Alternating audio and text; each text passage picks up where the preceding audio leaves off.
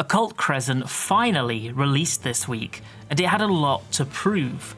Dawntrail has received a lot of flack during its first two major patches from some corners of the internet for its relative lack of long-term time-sync group content. Before that, Endwalker skipped out on including any wild-scale exploratory zone, a decision which drew a lot of criticism from regular players, as well as their choice to relegate the Relic Quest, which was a high point for many, to the realm of uncapped tombstone grind with no guided direction nor bespoke repeatable content. It's been 4 years since players that love that stuff have felt listened or catered to. Really, a lot of the perceived success or failure of Dawntrail's post-launch content in comparison to Endwalker's would rely on whether Occult Crescent was a hit or a miss. Whilst I personally feel there's a lot more nuance in that conversation, I get the sentiment. It needs to be better than those that came before, Eureka and Bozja, and it needs to show reflection and growth from Square Enix, and more than that, confidence. So does it succeed?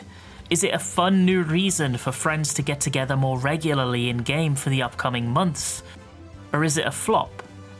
Well, there's a lot to unpack here, so let's discuss. Today I'll be diving into Phantom Jobs, the new map and its content, as well as a little bit of my frustration surrounding the 48-player raid at the end of it all, the Forked Tower. Firstly, though, it's important to understand what exactly they were aiming to create. There's this little anecdote about my first experience in Eureka all the way back on the day Animos released in Stormblood that acts as a good example of what these releases can achieve under the correct circumstances. The first day of Eureka's release was utter chaos. Anything that could be considered conventional wisdom nowadays was up in the air. And because of that, nobody had any idea how to spawn any of the fates. When one did pop, it was considered a blessing from the heavens thanks to Yoshida himself that the entire instance eagerly flocked to. And it took a while for those spawn conditions to be pinned down and proliferated. By the evening, the forerunners in my instance were closing in on level 10. And I was close behind, having spent the majority of the afternoon painstakingly chain-killing mobs. As luck would have it, a brand new fate had just spawned that nobody had seen before, higher level than any that had come before, deep in the center of the map in a zone that many were still weak enough to be risking their lives to even approach. It was called By Numbers, and it called to us like a siren song. The next 20 minutes were, without a doubt, the time in which I've seen by far the most deaths in quick succession that I ever have in FF14. Frontlines? Launch Day Alliance Raid? Light work in comparison. You know that achievement, the kindness of strangers, that you get for raising people that aren't in your party? I might have completed 50 raises towards that in one fell swoop during that fate. It doesn't even do anything mechanically, really. It just spawns these void portals that you aim to destroy before their cast ends. The main threat was that whenever a new surge of players arrived to get their contribution, they would bring with them a hungry flock of level 11 mind flayers that would immediately get aggroed onto everybody and start one-shotting people. Like I said, it was utter chaos, and it was fantastic. The excitement in the air at seeing a new fate for the first time was absolutely electric. The shout chat was making occasional hilarious quips, maybe the first and last time they'll ever manage that, and players were helping one another. It was emergent gameplay at its best. It was fun. I remember it well to this day, despite it being, 7 years since Animos released? My best memories from Pagos, the second zone, were also unrelated to the battles themselves, and instead firmly seated in my positive interactions with other players. Standing around chatting with people whilst waiting for spawns, cheering on those that were chaining mobs when I didn't feel like it, and watching stragglers get bopped by the sleeping dragons. All of this is to say that whilst Eureka wasn't groundbreaking and drew many criticisms that I would agree with, At its peak, it was better than the sum of its parts. It filled a spot that was important in the game's ecosystem, one that brought people together from all corners of Eorzea through this filter of an instance that had them cooperating with one another. It was reminiscent of why the MMO genre became popular in the first place. It had the source. Bozja, which came with Shadowbringers, was a step up in many ways. It introduced critical engagements to diversify your field operations staples, these cool semi-instanced battles that felt like a halfway point between an overworld fate and a proper boss fight like a trial or raid. Duels were also added, which I absolutely loved, as well as the special dungeons Castrum Lacca Solitore and Dalriada, which enabled you to really experiment with fun lost action combinations and have some kind of equitable endgame goal for the leveling process. Bozja's actions felt like a direct upgrade from those present in Eureka, too, and lent to it having a unique feeling versus the main game experience, especially when you made use of fun kits like Blood Rage tanking, of that crazy mage setup that made you instant cast and become a walking nuclear bomb. At the pinnacle of both pieces of content, they had the Baldessian Arsenal and Delubrum Reginae Savage respectively to act as raids, which would provide aspirational endpoints for your skills and resources, and would primarily be tackled by pre-made parties in voice calls. Bozja felt like a natural evolution to Eureka, while still respecting what made those zones special in the first place. And between the instances and their endgame raids, it felt like there was a really nice, full ecosystem going on that fed into itself and into the Relic Quest fairly well. Neither was perfect, but they carved their own niche and each felt satisfying and different from one another. So, how does Occult Crescent weigh up in comparison? Well, let's talk about the zone and what you'll find within first. Many complained that Bozja was too dark and dank, grey and brown colour palettes and the grim aesthetic of war marring the potential for how pleasant it could be to explore the Southern Front and Zadnor. For me, though, I actually liked it. It had a lot of environmental storytelling about this beautiful region that has been broken beyond repair, the ruins of homes and streets being reclaimed by nature and war equally. Occult Crescent is totally different though. It condenses all of these different aesthetics into a single zone. Verdant meadows, sandy beaches, dark gothic Mahachi architecture, and great Roman-inspired arenas as these gargantuan looming bubbles float overhead. It's a mural of all of these distinct locales, each with their own colour palette and mood. None overstay their welcome and all are easily within reach because the Occult Crescent map is structured differently than those that came before. Previously, you would be led through this very guided route of exploration through the zone via the main quest and the map design. At points you would be bottlenecked by thin, winding passageways or choke points, and they would be there to inhibit progression to make sure that you explore the zone in the right way. Occult Crescent doesn't have this.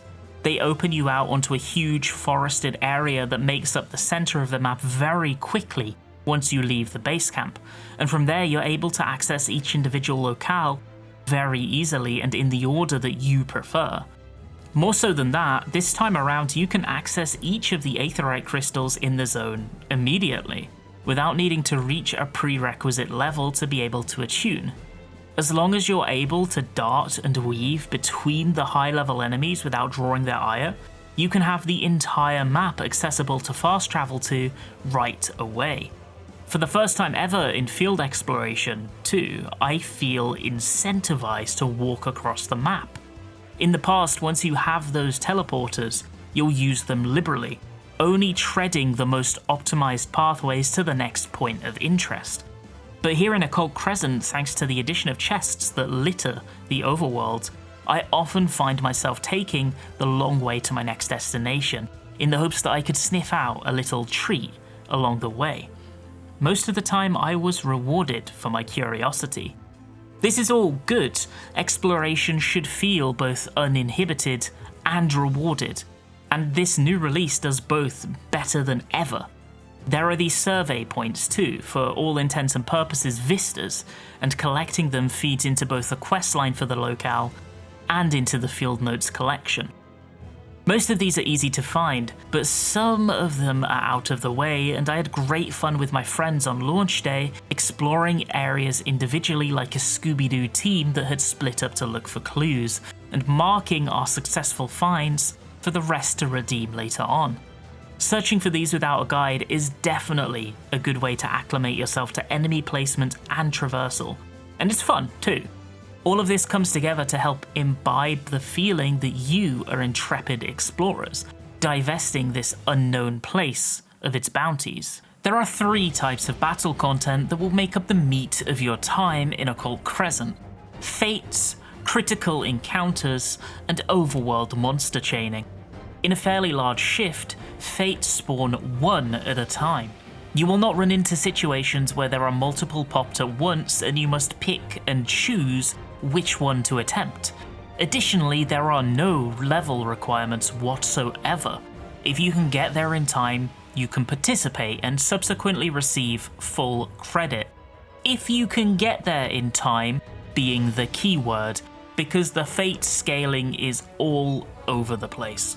Sometimes the fates will be tuned extremely highly and take 4 minutes to kill, other times they will take 10 seconds.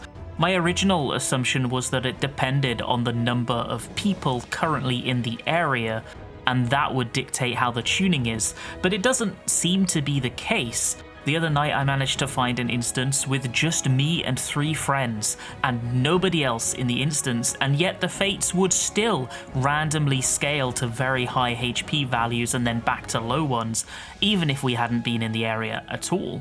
Not really sure what's going on there.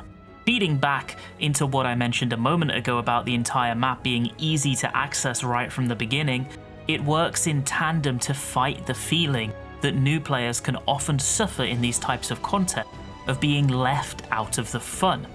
If something spawns, there is a reason to attend. You're invited, rather than it being an activity reserved for those that are higher level than you. Most of them are what you'd expect from fates. Very simple mechanically, mostly telegraphing simple ground indicators and lacking any real punishment for failure. With a zone full of players, it's common to defeat them before they even have a chance to play out a single cycle of their mechanics, able to survive just a dozen or so seconds before they fall. There is one that I absolutely love though. This guy. This stone slab is an absolute menace. The number of times I've seen it coming close to wiping an entire instance are utterly baffling, and somehow it manages to equally balance fun in execution and in watching others, well, fail at execution. Its core challenge focuses on these gaze rings that we've seen many times before. They'll contract inwards towards the boss, and when they make contact with it, you need to look away or towards it, depending on if the eye is telling a truth or a lie. In subsequent loops, more and more gaze rings will be added sequentially, as well as pizza slices that must be darted between at the same time. It's fast, exceeding expectations, and feels incredibly satisfying to pull off. Critical encounters are the best they've ever been, at least in terms of how interesting they are to actually do. Instead of being able to queue directly into them via a pseudo duty finder like in Boscia, you actually need to manually run there as you would a fate. But I do somewhat understand the reasoning behind this inconvenience. It's because the developers are trying to push you to spend more time out in the field, increasing the chances that you'll explore for chests with the spare time whilst the countdown is ticking.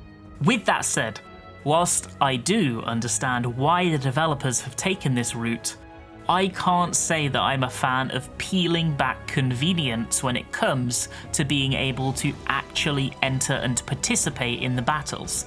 After all, they've made intentional strides to reduce competition between players when it comes to securing a spot in a critical encounter, as in Occult Crescent 72 can enter instead of the prior 48. This is clearly an effort to reduce competition between players and instead to nudge us in a direction of cooperation. If they want to reduce the barriers to enter these types of fights, I think it's fair to ask why an additional barrier has been added in needing to manually run to them rather than queuing in. Why not give us the choice? I want to showcase a couple of my favourites really quickly, as well as deliver a warning about one tricksy trader. The first is this one, found near the northwest of the map, called With Extreme Prejudice. In this one, you're battling against the Command Urn, which sits idly in the centre of the arena, never moving nor seemingly posing any substantial threat.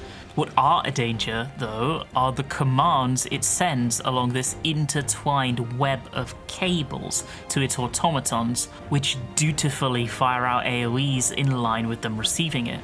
Conceptually, this encounter would be easy even for a dungeon.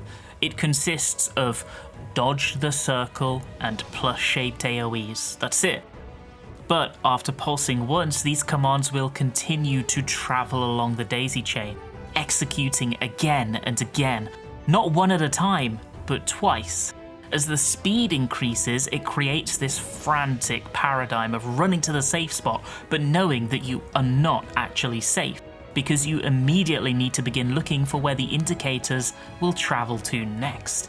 You're constantly thinking and moving for like 30 seconds straight because it goes on for quite a while, alternating between plus and circle attacks.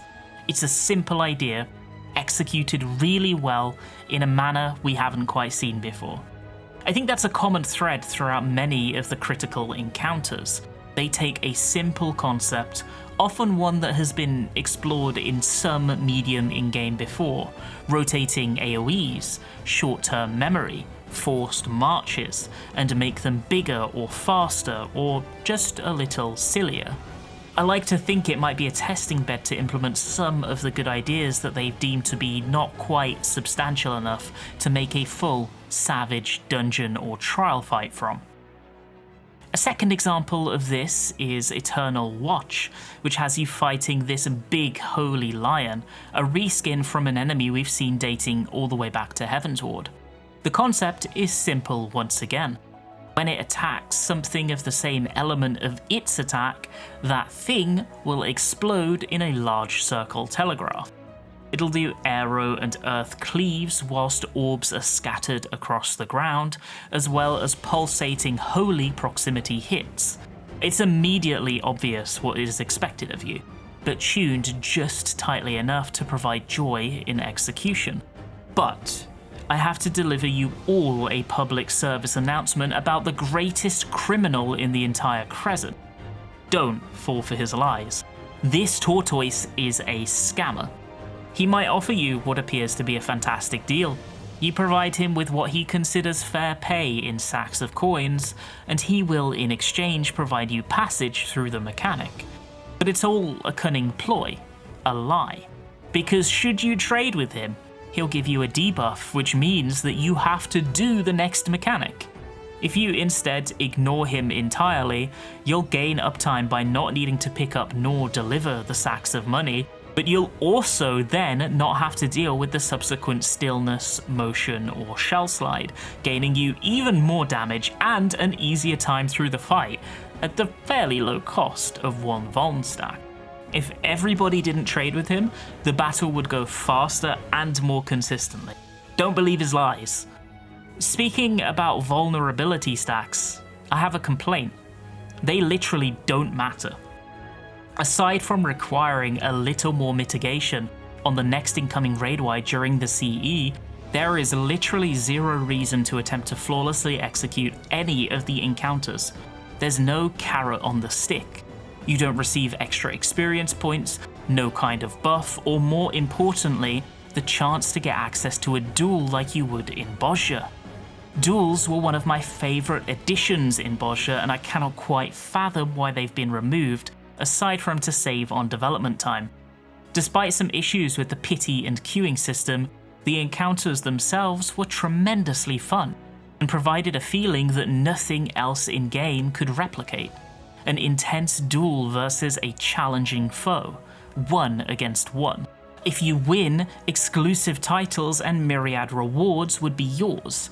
Even if you didn't want to participate, you were still incentivized to watch, as if a fellow emerged victorious, you'd get an experience buff alongside them. More than that, it was this cool piece of emergent gameplay that you'd experience passively as you were walking through the zone. It was intriguing to watch others attempt and either succeed or fail in funny ways. It made the area feel more alive as there was more going on, more variety, more challenge, more risk.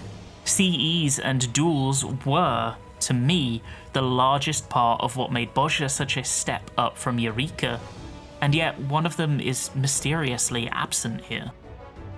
On that first day, where I wasn't aware that duels didn't exist, I had a great deal of fun trying to flawlessly execute each critical encounter, eliminating them one by one from the pool of options that could possibly spawn that peak challenge. And with all of them crossed out, I felt heavily disappointed. I'd love to see some implemented in the second Occult Crescent zone, though I expect they're gone for good. It's a real shame. In terms of fair rewards for excelling, I feel that the Battle High buff could have been implemented as a measure for this. Right now it seemingly applies randomly, providing extra damage and healing for the next 15 minutes as well as giving you a cool glowing aura. What if it worked slightly differently? Couldn't we get Battle High for completing a CE without a vulnerability stack? What if it kept stacking higher for each sequential success, increasing your damage and healing a little each time? We aren't removing even a single option from the majority, but we are adding a little feel-good moment to chase for those that want to. Not everything needs to solely be a random drop.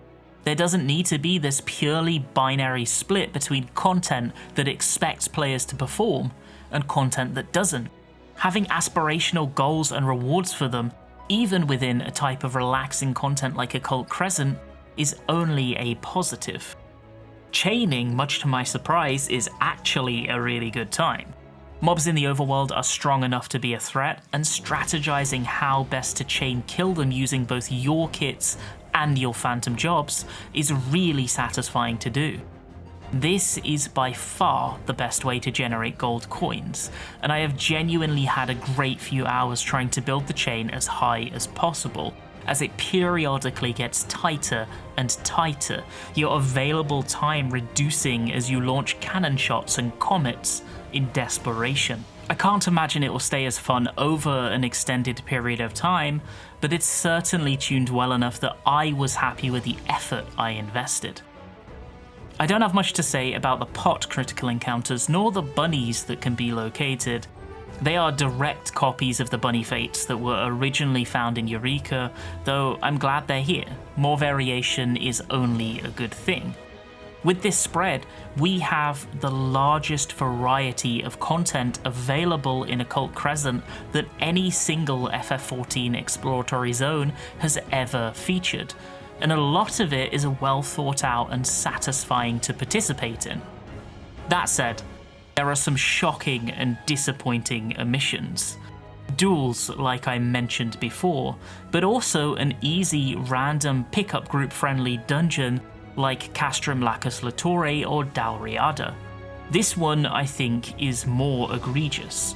We have the Forked Tower, which fills the same niche as BA or Delubrum, but nothing that feels like a viable endgame point for players that do not want to interact with those raids.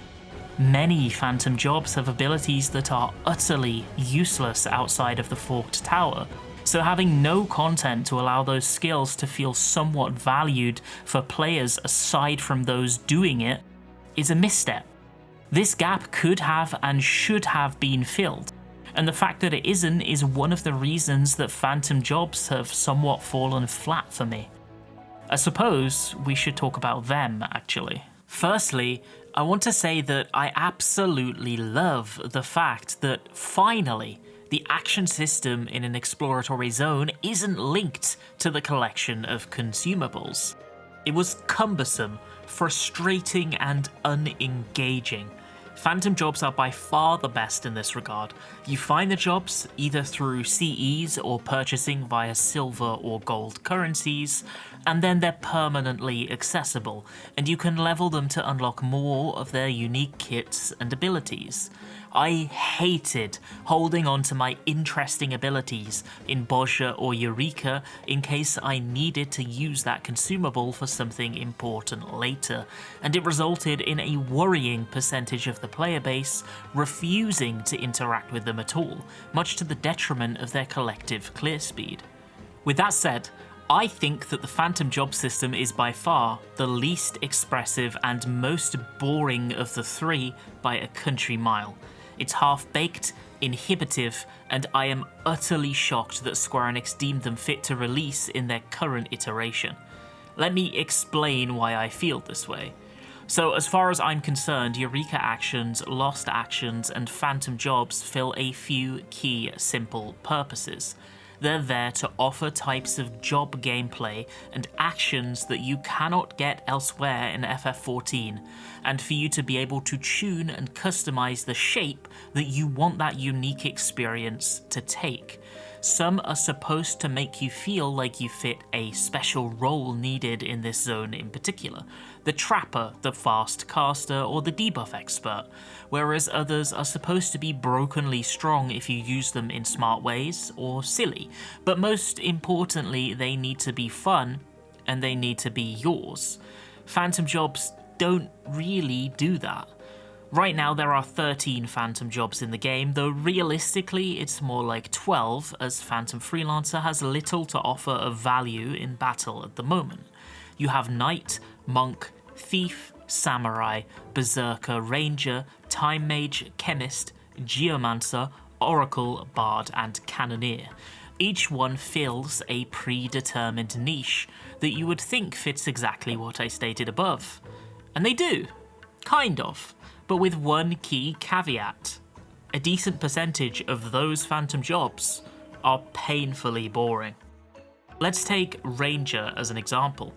What fantasy would you expect to fulfill with Ranger? It uses a falcon and is adept at destroying traps, so you'd expect it to be able to do that. You'd also expect them to be strong hunters, so maybe there would be some kind of interesting set of abilities that make use of that and allow you to maybe mark enemies, letting you then instantly teleport to them or gain damage on them. And maybe a couple of cool battle abilities using your bird. There's a lot you can do with it. But what it equates to in the actual game is an ability that increases your crit and direct hit rate. 2 different passives that then buff that one button. A gap closer, an ability that can reveal traps, and an AoE shield. Appearance-wise, these aren't bad, they fit the bill. The gap closer and trap reveal use the falcon at least, but in function they're odd. Most jobs have a gap closer at this point, and whilst an additional one can be useful in certain isolated incidents, it doesn't feel like an exciting new addition by any means. Being able to destroy traps should be good, but they don't exist in Occult Crescent at all outside of the Forked Tower. Many aren't doing that content at all, so it's a dead button. The AoE shield Occult Unicorn is quite strong, but it's a 2-minute cooldown, so you won't be using it much. That's your entire build, and equipping it resultingly does not change the way you play whatsoever. It's not bad as such from a balance perspective, but it's boring. Another example is Chemist. Chemist, on my first assumption, was going to be super cool. I envisioned you having a couple of commands to mix potions, and depending on the order of mixing, would have you result in myriad useful or whimsical effects. A little like Ninja's Mudras but with ingredients. What you have instead are 4 buttons: a potion, ether, and elixir, each of which requires you to spend gil to obtain consumables to actually use, and a raise. Done. The only way I could garner any fun from Chemist whatsoever was to ether my Black Mage to give him the feel-good moment. Don't get me wrong, There are some more interesting phantom jobs on the spectrum like Oracle, Cannoneer and Time Mage, and some really powerful synergies that can result from them. I've especially enjoyed Time Mage on tank, using Imperator as Paladin to provide me instant casts for a period, making that painful 7-second long comic cast instant and massively increasing my damage, while still having access to its extensive and powerful utility. Stuff like that is really fun. You feel smart for figuring out a powerful combination, and then you get to reap the rewards for your experimentation. But the issue is that combinations like this existed in both Eureka and Bozja too, and were more rewarding in both of those field operations for one simple reason: you customized it. I cannot believe that the Phantom job system doesn't implement some form of cross-class to provide us that layer of customization.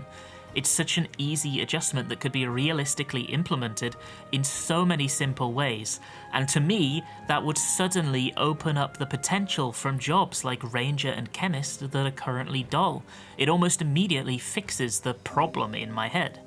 Imagine if, through the leveling process of a Phantom job, as well as their current kit, they each unlock 2 or so cross-class slots, which can then be filled by selecting abilities from other Phantom jobs that you've previously mastered. This opens up a lot of choice to you. You'll want to play the Phantom job that has the traits and the majority of the actions that fit what you want the best, but then you can select 1 or 2 targets from other jobs that synergize well with your kit for your goals. Ranger could keep their powerful critical hit buffs, but slot Occult Quick from Time Mage to speed up your attacks and autos, letting you get more hits in during that crit buffed window. You could then bring in either a defensive skill, or for Forked Tower the capability to locate the traps that you're clearing. You could add an extra offensive skill too. Whatever you choose, the thing that's important is that you choose it. You make a selection and customize it and make it personal and your own, rather than from predetermined silhouettes. If you wanted to forgo passives entirely, the Freelancer job is literally built for this cross-classing based on its history in the Final Fantasy franchise. Freelancers traditionally do not have particularly high stats or a large repertoire of abilities, but are able to take on and mimic the skills from the other jobs that they have painstakingly mastered. It is, for all intents and purposes, a hybrid, consisting of all of your collated knowledge over time.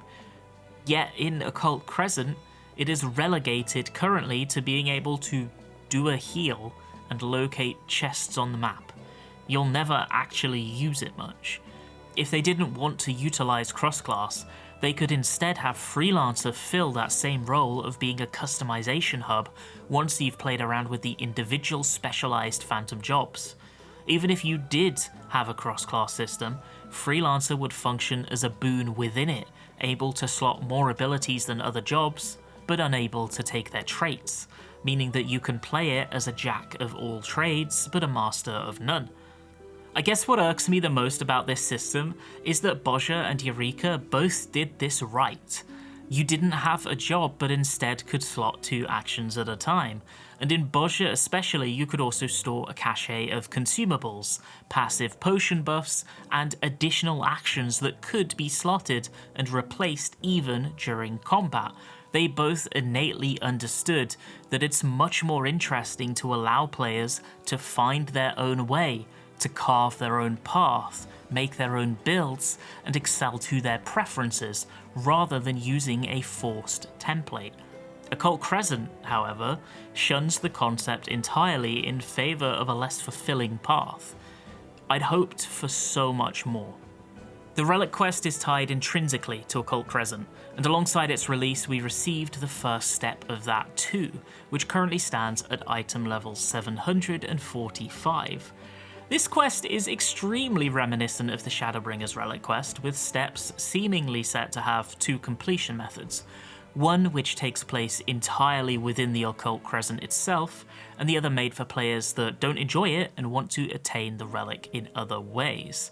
The main relic quest that will take people a substantial period of time right now involves the collection of Demi Atma. items that drop at random from dawntrail fates in the overworld, or from fates and CEs in Occult Crescent. There are 6 types, and you'll need 3 of each for a total of 18 to complete the step. This is a one-time progression, and once it's complete, any subsequent relic will be able to skip out on doing it. I actually quite like one-time steps in general. I wish they would implement the philosophy of having a big grind for the first set, and then a more streamlined experience for alternative jobs into the overall gearing system, especially when it comes to cap tomestones and savage drops, but I digress. I like this step a lot, mostly. The drop rate for Demi-Atmas is really low, in that it took me about 20 hours of Occult Crescent gameplay to complete my step personally, and apparently my luck was above average. I did it all in the field exploration, and honestly when it comes to these one-time steps, I'm more than happy for them to have a low drop rate and take quite a while. What's weird though is the criteria that has each type drop. In the overworld they are linked to different zones. This makes sense entirely and means that you can easily select your target Demi-Atma and ensure that when a drop happens, you'll get it. In Occult Crescent it does the same. Different sections of the map drop different colours of Demi-Atma. The problem with this though is that the way you play Occult Crescent, the way you interact with the content, is different than how you do so in overworld fates. In Occult Crescent, because only one fate and one critical engagement spawn at a time, you are far better served to hit every one that spawns, regardless of which zone you're in. You can't pick and choose which area to focus in, or in doing so if you do, you lower your efficiency so drastically that you might as well be outside farming fates. As a result of this, by the time your grind is over, it's highly likely that you end up with a major excess of a few types of Demi-Atma before you finally collect that last one within the category you got bad luck in. Wouldn't it be a lot less frustrating if there was a currency trade for these Demi-Atma at a rate of 2 or 3 to 1? So that should you decide to spend your time in OC, you are at least in the mindset that you're working towards something. You have the hope of winning with every fate or CE. Once you complete that one-time step, the next one is a 1500 uncapped tombstone grind to finish the relic. And yes, the exact same 1500 uncapped tombstone grind that made up every single step of Endwalker's Mandeville relics. That's okay though, I think this will only become somewhat of an issue if we see this step reoccur with every patch. For now, I'm satiated. The questline is simple, but better than last expansion. I'm eager to see what's coming next. Now, I plan on making a standalone video to discuss the Forked Tower because I haven't been able to spend as much time as I'd like in there up until now. I didn't organise a group or plan ahead for it, so when I've gotten a handful of clears and sat with it, I'll write a video on my thoughts surrounding the encounters themselves. But for now, I want to voice my frustration surrounding it. Why on earth have we regressed back to all of those archaic frustrations of the Baldessian Arsenal entry system? It is straight up bad, and there is absolutely no excuse for it. We did this better with Delubrum Reginae, and even if they should wish to recapture the sense of early 2000 MMOs, and I say that with the biggest eye roll I can muster, the way this content is entered stands intrinsically opposed to the type of content it is. So, the Forked Tower is this 48-man raid, right? With a difficulty level somewhere around an extreme trial, maybe up to an early turn of Savage, though with the added multiplier to tension that managing so many players brings innately with it. It's just tough enough that it's ill-advised to have 48 random people queue in with no voice communication nor planning. Should this be the case, unless they happen to have all cleared before, you are highly likely to fail miserably. That's why, for so many years now, both Baldessian Arsenal and Delubrum Reginae Savage are generally tackled by Discord servers that will organise runs and coach newcomers through. They are not particularly difficult, but that extra layer of coordination is what makes it consistently winnable. With that said, why is it that you still cannot queue into Occult Crescent with your 48-man pre-made? Instead, you must make individual parties and all queue in at the same time and just hope that you get into instance together. If it doesn't work out, you do it again, and again, and again, repeating on loop until you eventually get a hit. This is all well and good and only a minor annoyance when the content is old and the population is low, as is the case with Eureka now. But as things stand in OC, having just released with large player counts wanting to engage, it's a mess. It's annoying. Is annoyance over enjoyment a good way to capture the old MMO feeling? Even should that be the case, is it worth it? That isn't even the only pain point with it though. Once you get in to enter the Forked Tower, you must wait until the Blood Moon weather spawns, which of course could take a fair bit of time, and once it does, you make your way over to the teleporter in the center of the map and insert your Sanguine Ciphers, these being items that you can purchase for silvers or golds and fully required for entry. I don't mind you needing to pay for entry, and I also don't mind the fact that you level down from 20 to 19 should you fail inside, and must grind back up the 30,000-ish experience points back before trying again. I can accept those as friction that adds engagement, and I am okay with them existing. What is not so acceptable though is the potential for Forked Tower entries to be trolled by random players. If more than 48 players submit Sanguine Ciphers, then 48 of those will be chosen to enter. It won't be chosen based on who is pre-made though, but at random. You can also submit additional ciphers to place yourself on a higher priority, making it very easy for one person alone to go in, submit more ciphers than the pre-made party did, and get one of them kicked out of the run as a result. It isn't fun, it isn't immersive, and it just plain sucks. It was a bad design choice in Eureka, and it's a bad design choice here. If Square Enix really insists on maintaining this archaic mess of an entry system, at least give us a choice. Why can't pre-made parties queue in via an NPC outside of Occult Crescent, still spending their Sanguine Ciphers, but without the competition to enter, nor the frustration of trying to get into the same instance via spam queuing? And for those that want that more natural experience, regardless of success chance, and without the pre-organized group, they can use the current system. I swear it's the second or third time I've said in this video, but it would be so much better with more options, not less. Convenience of interacting with content is only a positive.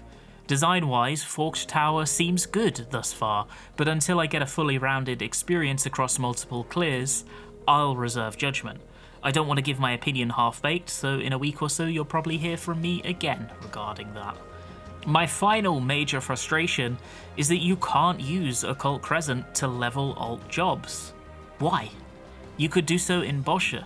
I've heard the argument stated that, and I quote, "The upcoming Deep Dungeon is the leveling content for this expansion as the reasoning as to why this is the case."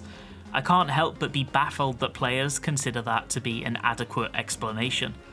Why does there have to be one or the other? Why not both? We should get more interesting avenues to level jobs, not less. There is no reason to pick and choose when both exist and we can easily have them. These decisions just hurt players, taking away options and fulfillment for them. It is a step back. I suppose that summarizes my experience and thoughts on Occult Crescent in general. There's a lot of good within. In a number of ways, it showcases the best of Final Fantasy XIV. From the great critical engagement design to the joy of traversing the map, and the doubling down on the exploration aspect through the addition of loot chests. I had a brilliant time discovering it all with my friends on release day. It will likely remain in my memory just as long, with just as much luster as those memories I have of the release of Animos, and the chaos that followed. I've enjoyed it, and I will continue to have fun. With that said, it does not feel like a confident step forward for field exploration content. In some ways, initially, it felt to me like Eureka 2, a direct sequel with all the positives and negatives that title brings, seemingly ignoring the majority of the positive changes, quality of life, and additions that Bozja brought, CEs aside. But the more I've had time to sit with it, the more my perspective has shifted. The way I feel now is that Bozja and Eureka felt unique from one another in both tone and content focus. They knew what they wanted to be, and what they set out to do, and aside from the quality of life additions that Bozja made, which were just categorically superior, I can see an argument for preferring either. Occult Crescent feels to me like it takes liberally from both, without fully establishing a unique gameplay identity or feeling of its own. It feels like a randomly generated collage of hits and misses in equal measure of those that came before, but noticeably missing both the critical eye to truly refine either format and the creativity to invoke something new. If you enjoyed one of the previous iterations, you'll derive similar fulfillment from this new one, and if you didn't, there is absolutely nothing here to sway you. If you are currently unsubbed from the game, I cannot in good faith recommend this as the reason to return. I don't like to be negative because there really is a lot to like here, and on the whole, I'm still very much enjoying both Dawntrail and FF14. But Occult Crescent is just so marred by strange decisions and omissions that I'm yet to be fully convinced. This was true of Eureka too, which felt like it never really found its footing until the third zone, Pyros. But in Eureka's case, they got 4 chances to prove themselves. They released an update every patch. Occult Crescent only has 2 zones, and we're not going to see the next major update until the end of the expansion. I'm really hoping to see sweeping improvements and customization options to the Phantom job systems, more forethought given to the way that players will actually interact with the content, rather than autopiloting to solutions that have been used in the past, and some more fun critical engagements. Oh, and duels, please, Yoshida, my kingdom for a duel. Thank you so much for watching this video if you made it all the way to the end. I really do appreciate it. I have a Patreon, you don't need to support it, but if you do, it will allow me to keep uploading here more regularly. The people on screen now are the reason I was able to make this one, and I'm greatly appreciative. I'll add pre-release excerpts for future videos there, as well as some exclusive content, and you'll be included in the credits of future videos. No pressure though, and of course thank you so much for watching, and I hope you have a fantastic rest of your day.